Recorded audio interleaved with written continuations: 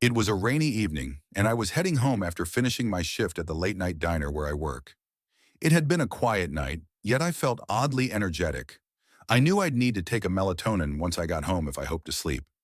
I was driving along my usual route, a scenic drive during daylight hours but nearly pitch black at night due to the lack of streetlights. Occasionally, there were small parking lots with charming little shops, local diners, or family-run stores, but between them were long stretches of nothing. By nothing, I mean forest. As I passed one of those familiar parking areas near a popular deli, I noticed a woman standing beneath a streetlight in the pouring rain. She had her arm raised, trying to flag someone down.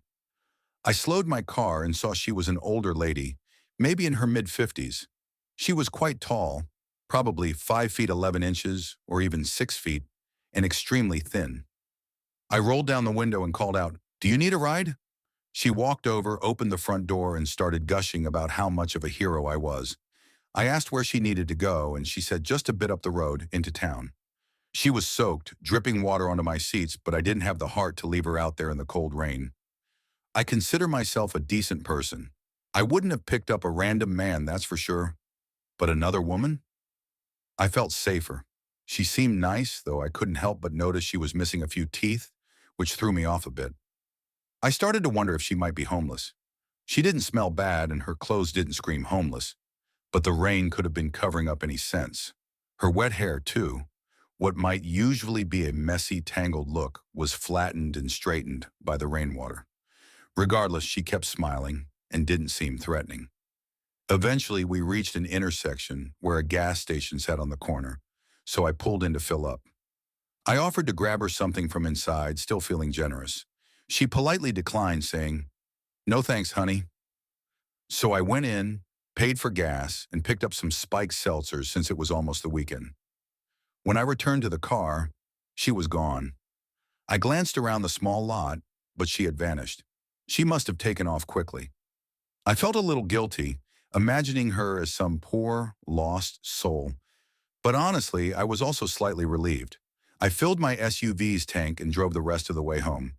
Once there, I went straight inside my apartment. I live on the ground floor of a two-family house. There's another tenant upstairs. The main front door is typically left unlocked, but each unit's door is secured.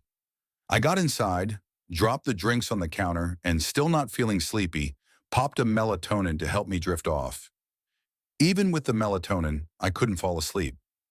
My mind was spinning, mostly thinking about that strange woman and where she went. I heard faint noises outside my bedroom a few times, but brushed them off as my upstairs neighbor moving around. Looking back, I wish I had been more alert. I eventually fell asleep, but woke up in the middle of the night in my dark room, something that rarely happens after I take melatonin. I sat up, still groggy and very thirsty. I reached for my water next to the bed, and that's when I saw and heard something.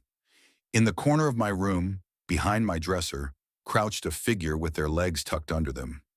I thought I was imagining it. I shook my head hard, made weird noises, even slapped my own face. Then the figure stood up and silently walked out of the room. I didn't scream or say anything. I was frozen in shock.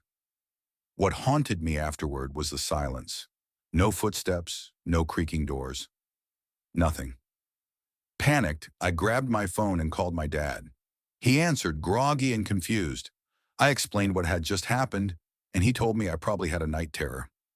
I stayed on the line with him, becoming more alert as I turned on the lights and checked the living room. No one was there. I inspected the whole apartment. Still no sign of anyone. I started to convince myself it was just a vivid hallucination. Still, I locked my bedroom door before trying to sleep again. The next morning, I made some coffee, got dressed for the gym, and went to leave. That's when I realized the front door to the foyer was already unlocked. My stomach dropped. Was it real? I checked the apartment again. No signs of anyone inside. When I walked out to my car and opened the back door to toss in my gym bag, I froze.